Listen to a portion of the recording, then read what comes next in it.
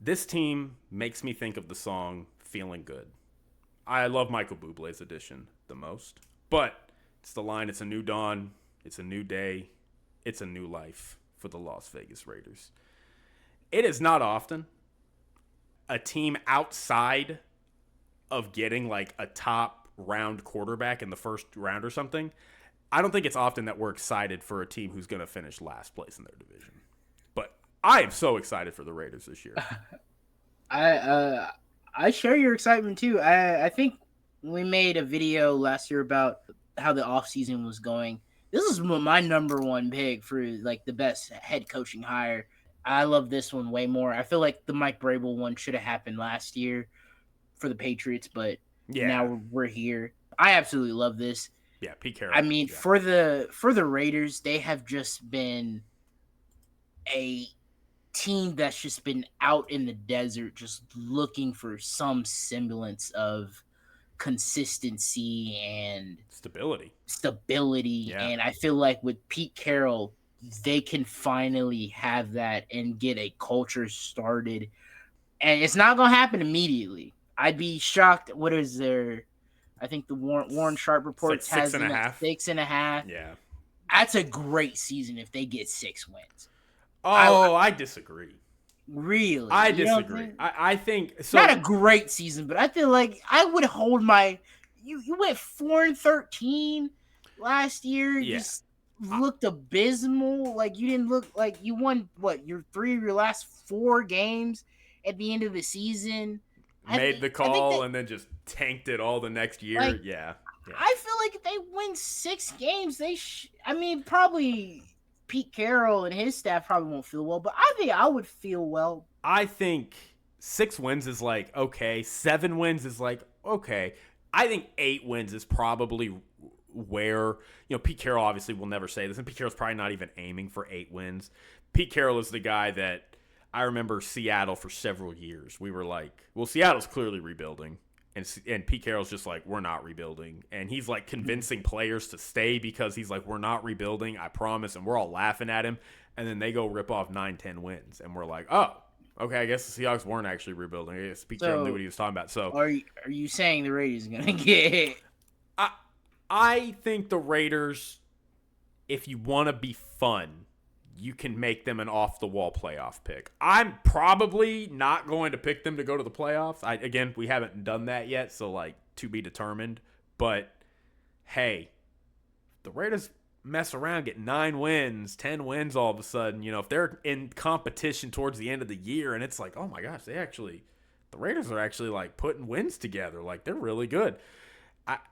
They have the infrastructure that says they can. I mean, Pete Carroll, they brought in, as I'm sure you're about to talk about, Geno Smith, who that is literally going to – I was thinking about it. I was like, I think that is the best coach-quarterback combo they have had since maybe Bill Callahan and Rich Gannon in the early 2000s.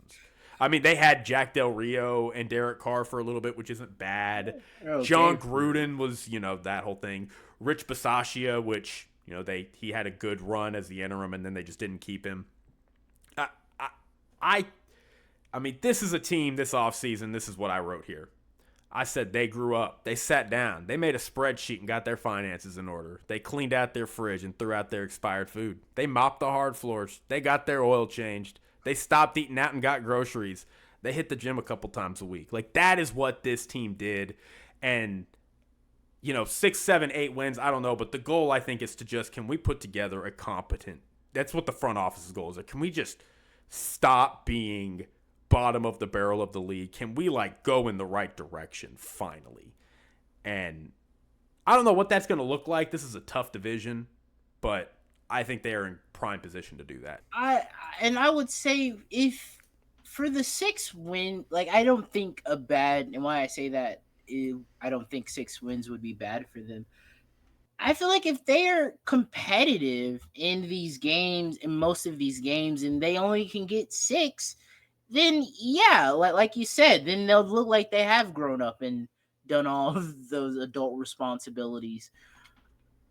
And I like the stability, like Geno Smith being brought in. I know he had a lot of interceptions last year, but that was a really weird Seattle was weird. They didn't protect him. I mean, you They look didn't at how protect him. so many of those interceptions came when he is like, "Oh, I'm about to die. I'm about to die right now." And Pro Football Focus, has their offensive line unit looks pretty damn solid. Looks like a competent group of dudes. So It does. that's a plus for them. He has Brock Bowers. Who's that? I don't know. Some guy. Some guy. Apparently he drafted in the first round last year. I don't Wow, remember. this is a first round pick. He must have not done that much for me to not Didn't heard of do him. Jack. Nothing. Did He probably had like nothing. 200 yards all year long or something. So they have Brock Bowers. I mean, we did talk about Jacoby Myers. He's not a top guy. He had but, 1,000 yards last year. He can ball. Like he can ball a little bit. I know they're probably hoping they hit on Dante Thornton right now, 4th round pick from the Tennessee, 6'5", 214. So hopefully he's that. He's literally they're just gonna send him deep. The real guy, I think, is gonna be Jack Besh out of the 2nd round. Yeah, I do like Alshon Genty. Obviously, excited to see how he's gonna come out. I think Pete Carroll is gonna try to run the ball, try to take the ball out of Geno Smith's hands, and obviously run the ball, and then that'll help open the play action, all that stuff, get Brock Bowers going. So I like what they have offensive line wise, weapon wise. Some guys that need to be proven, and defensively, bad. I think they're just looking for a solid unit. If they could be middle of the pack, that would be great for them. So it's going to be a work in progress. Now, we always see defenses that if they have, the great coaching and stuff, they'll struggle early, but then later on in the season as a unit with like injuries and stuff, and they come back, they play a lot better. So we're probably going to see the Raiders struggle a lot defensively, probably not stopping a whole bunch. That secondary is going to be brutal this year. And you will see that a lot, where the secondary struggles heavily in the beginning of the year, but maybe after their bye and later on in the season, they become a much more cohesive unit. They do have Jeremy Chin. Yeah, they got Jeremy Chin in the backfield. I think he's pretty solid. They were able to keep Max Crosby. I mean, that was their biggest, is he going to leave? Is he not? They ended up keeping him staying. I think it was due to Pete Carroll coming in and maybe finally being like, okay, now we seem more like a serious organization. I'm kind of excited to see Chip Kelly. Yeah, that's going to be the game changer for them offensively. Come the offensive coordinator, it's going to be interesting to see that. He was the head coach for UCLA, and he took over the offensive coordinator job for Ohio State. Excited to see that. Schedule is kind of rough for them. It is. Chiefs twice. They probably will win the last one because it's week 18. Chiefs will probably be resting, so they'll win that one. They play the Eagles late in the season. They do have an early bye, week 8 bye. Not fun. They do open up against the Patriots, so I think that will be a good game for them. Chargers, Commanders, kind of rough. Chicago in week 4, Colts, Titans, and then Chiefs before their bye. So I really do think 6 wins, as long as they don't look abysmal throughout the year, as long as they are a solid unit, I think that will be fine. I think 6 wins. I would be happy if I was a Raiders fan. I mean, obviously, I don't want 6 wins, obviously. Yeah, for sure. But if we can get 6 wins, we're in a lot of these games. And, hey, it's just team have more talent. Patrick Mahomes on the other side. They play like Jalen Hurts and that monster in Philadelphia is over there. C.J. Stroud. Jaden Daniels. As long as they can make it somewhat competitive, I would be happy. I agree, and I mean I do think they're going to be a lot more competitive. Like again, I know I was hard on Geno Smith last year, but yeah, I mean he had a rough year. But I am willing to say I was a little incorrect about Geno Smith, and I got to say I think he's a little underrated now. I wanted to ask you a trivia question, Christian. Do you know in terms of the most accurate quarterbacks in the NFL, do you know where Geno Smith ranked last year? Ooh, I could look it up because I do have the stats open, You sure do. but I won't. I think he was kind of accurate. I think that was like the weird thing. He was accurate, but he was throwing like a lot of picks. I'll say he was like fifth. He was 2. He was second. Do you want to guess? And don't look it up. He ranked in the same spot in 2021, 2022, and 2023. Do you want to guess what that spot was? Like number 3? Number 1. Number He's the most he's accurate quarterback over the past 4 seasons in the entire league. Damn. And last year, little fun fact, the Raiders were 26th in accuracy. So, big upgrade. I mean, but he's throwing to DK, Jackson Smith, and Jigba. But now he's handing it off to Ashton Genty and throwing to Brock Bowers. And here's a little big fact for you. The Raiders last year were average on the O-line. But last year, Seattle was the worst. So he's going from the worst offensive line to just an average offensive line. Like, that's going to be a big difference. Here's another big stat for you. For your ass. Geno Smith is really, really good indoors. Indoors, he has almost a 7-to-1 touchdown to interception ratio. Oh, wow. Okay, I did not know that. Yeah. Outdoors, it's 1.6 touchdowns to 1 interception. It's immeasurably better. I mean, well, you can measure it, but it's a lot. He's going to play 12 games in a dome this year, including all of his home games. Yeah. So, I mean, and again, Ashton Genty really, really could change life. They were dead. People talk about how bad the Cowboys were running the ball, and they were one of the worst. The Raiders were the worst. They were literally bottom, number 32 in basically every rushing category you can name. Advanced stats, basic stats. And now they're bringing a guy who is going to literally change the entire way this offense operates because he is that good. And again, you talked about their O-line, Colton Miller. Dylan Parham had a bit of a breakout year last year. It looks like they're going to move Jordan Meredith from guard to center, even though it looked like Jackson Powers-Johnson was going to be center all offseason, but it looks like they're actually going to bounce him out at guard. They did sign Alex Kappa, but Alex Kappa has not been good for a minute. So, defensively, they did lose a lot of talent. They lost Robert Spillane, Nate Hobbs. That's going to be their Achilles heel. Jack Jones. Defense. They did, as you said, bring in Jeremy Chin, but that's to replace Marcus Epps. So this defense is going to be brutal. It was a little misleading last year because of how many, they just had so many injuries on the defensive side last year. As long as that doesn't happen, I think the unit will be serviceable. Although I really do think their secondary is probably not going to be good at all. Like, I think it could be a bad unit.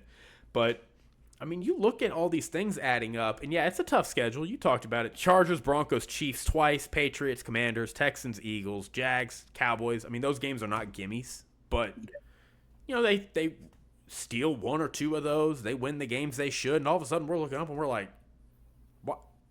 Are the Raiders 7-7? Are they 7-7 right now? Are they the 8th seed right now? Are they in the running to sneak into the playoffs? Like, do not be surprised if that happens, even if they end up being the worst team in this division. So I just think that defense is just it's yeah, and I mean, again, like, this is the kind of division that just I wish like we could put the Broncos in like the AFC South and like put the Titans in this division, just to balance it out. Yeah. Because like you look at the Raiders and it's like, I just love everything y'all did this offseason. Y'all did it right. And I know, again, it doesn't have to turn around in one season. Yeah. But it's really a bummer that, like, they're at the bottom of this division by kind of a gap just because of how good the other 3 teams are. Yeah. It's just not fair. But, they're coming off a terrible situation in 24. We don't even got to talk about it, but it's really hard to like talk about this team because it's like they made a really great change. Yeah, that's like, let's just throw like that. Last year doesn't matter. That was just that's not them. Now they're new year, new me. I agree 100%. So with all that, let's talk about their ceiling and their floor. So their ceiling for me, it probably is pretty low. I think, again, if everything bounces right, if everything bounces perfect, and they get everything lined up for them, 10-7. 10-7. Yeah. Some real strides, bit of a tough schedule, a roster that has a ways to go. And I think their floor is 5 or 6 wins, which maybe if you're a Raiders fan, you take that. But the goal to me is like, let's get 7, Maybe 8 not wins. 5, but I think I think you want to push up to that 6, 7, 8. Yeah. I feel like that would show like, okay, we're kind of ahead of schedule and we're putting our best foot forward there. They won 4 last year and it was just kind of whatever, and you know Connor Cook or whoever was playing quarterback and all that stuff. So I would want more than 5, but if they can get to that 6, 7, 8, then damn. We're cooking. Yeah, we're cooking. And the last thing I'll say, I mean, you draft a running back with your top pick in the draft. I mean, we remember the Giants did that with Saquon Barkley, and we all went, "Oh, the Giants are saying we're closer than you think we are," and then they weren't close at all. Like, them drafting Ashton Genty, I know it's to help balance the offense a little bit and to give Geno some help, and it's obviously, it was like, I mean, they had a lot of holes last year. Well, they lost Josh Jacobs to the Packers. And they did not adequately replace him last year, so it's like addressing their biggest need, but it's also like, you don't draft a running back that high unless you're like, no, we're in this thing. Like, we're going to be kind of a force. Like, you need to watch out for us. So I'm very curious. The Raiders are so interesting to me. I mean, they are very, very possibly the most interesting last place team. And they've already had some drama. You know, this whole Christian Wilkins saga has been very weird, and they moved past it. Oh, so. I forgot. I just kind of threw that very in the weird. back of my. I was like, what's going on with the Raider? Well, he's not on the team. No, anymore. they cut it. They cut it. And now they're probably in the litigation, which is bizarre. But that's entirely. They do play tomorrow, so check them out. Raiders Seahawks. Yeah. Hey, good. I don't know. That's amazing. Is that in Seattle? Yeah, in Seattle. It's at 9. Dude, though. Pete Carroll's going home. Geno's going home. I don't know if he'll play. I don't know what it's looking like, but I imagine with a new group, we might see Geno for. I think you got to play Geno a little bit. He's in a new drive. System. Yeah, at least a new drive or something. Chip Kelly, Kelly coming in. You got to play the new him a OC. little bit, so.